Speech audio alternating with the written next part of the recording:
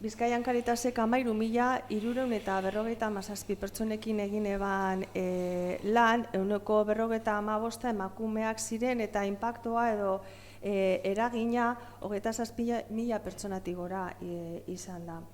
Hartutako pertsonen ezaugarri garrantzitsuenak, esan dako moduan, umeak daukiezan familia, batez be amabakarreko familiak, haurrak eta gazteak, haurrak eta gero gazteak 18-25 urte bitartekoak, pertsona nagusia bakardadean daudenak, etxerik gabeko pertsonak eta hor esan dagoen moduan 14% emakumeak, etxerik gabeko emakumeak, eta guztira, hartatutako pertsonaen perfilatik guztira 60% etorkinak ziren, erdiak egoera regularean zeuden, eta 40% bertokoak izan ziren.